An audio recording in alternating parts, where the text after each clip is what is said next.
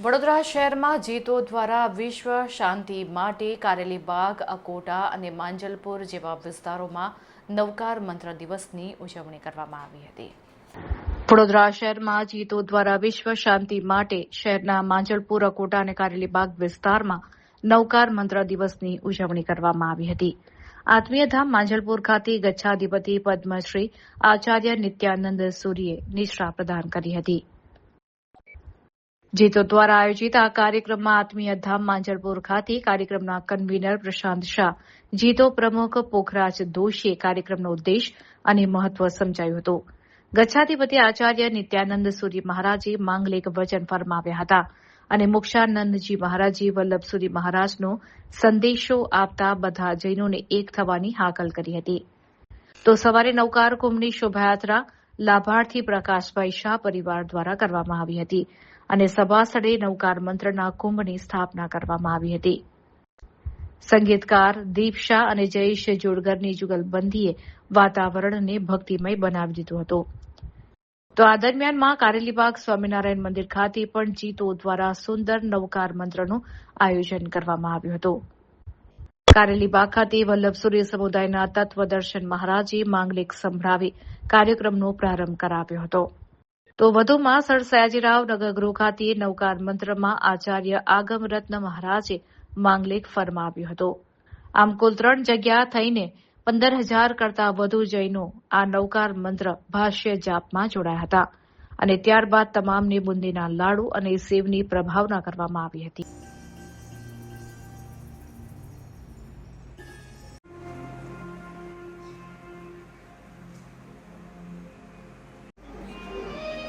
વૈશાખથી જે પ્રારંભ થયો, જીતો દ્વારા જે આયોજન થાય છે એ સ્વ માટે છે, પર માટે છે, જીન શાસનની રક્ષા માટે છે, શ્રમણી ભગવંતોની રક્ષા માટે છે અને વિશ્વના કલ્યાણ માટે થઈ અને આજે આ મહામંત્રના જાપ, જે નવકાર મહામંત્ર જાપ રૂપે આજે આપણે એ બધા ભેગા થયા છીએ અને આપણે બધા સામૂહિક નવકાર મહામંત્રનું ગાન કરી અને વિશ્વ કલ્યાણની ભાવના સાથે થઈ અને આજે આ નવકાર મહામંત્રના દિવસને ઉજવણી કરી રહ્યા છીએ. જીતો દ્વારા આખા ભારતમાં કેટલી જગ્યાએ સ્થાનો પર છે? જીતો દ્વારા આ નેશનલ લેવલે, ઇન્ટરનેશનલ લેવલે ટોટલ 1008 ઇન્ટરનેશનલ લેવલો અને નેશનલ લેવલ મળી અને આ નવકાર મહામંત્રના જાપ અત્યારે થઈ રહ્યા છે. ગયા વર્ષે 1,88,00,000 લોકોએ સામૂહિક નવકાર મંત્રનું જાપ કરી અને વિશ્વમાં કલ્યાણની સ્થાપના કરેલી છે. દરેકના આત્માનું કલ્યાણ નવકાર મહામંત્રના જાપ કરેલું છે. તો આપ પણ સૌને વિનંતી છે, આપ પણ વડોદરામાં 3 જગ્યાએ નવકાર મહામંત્રના જાપ થઈ રહ્યા છે. આત્મીય હોલ માંજલપુર, કારેલીબાગ સ્વામિનારાયણ મંદિર અને અકોટામાં સર સયાજીનગર ગુરુ ખાતે આ નવકાર મહામંત્ર જાપ છે. આપને સૌને મારી વિનંતી છે કે આપને કોઈ પણ નજીકનું સેન્ટર હોય ત્યાં જઈ અને આપ નવકાર મહામંત્રના જાપ કરી શકો છો અને આપ બધાને મારી વિનંતી છે કે આપ બધા જરૂરથી પધારજો. પ્રશાંતભાઈ કયા મહાત્મા પધાર્યા છે?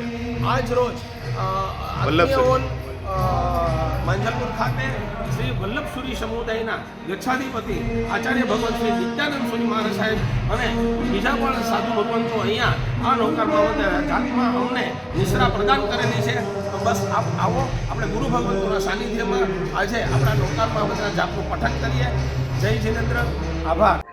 नवकार महामंत्र जैनों का महामंत्र है और वैसे यह किसी धर्म विशेष का नहीं, अपितु ये सर्व सृष्टि के जीव मात्र की कल्याण की कामना से यह शाश्वत अनादिकालीन महामंत्र है और इस महामंत्र के जाप से सर्वत्र शांति हो, विश्व मैत्री हो, हिंसा का वातावरण दूर हो और सभी जीवों को सुख, शांति और समाधि मिले.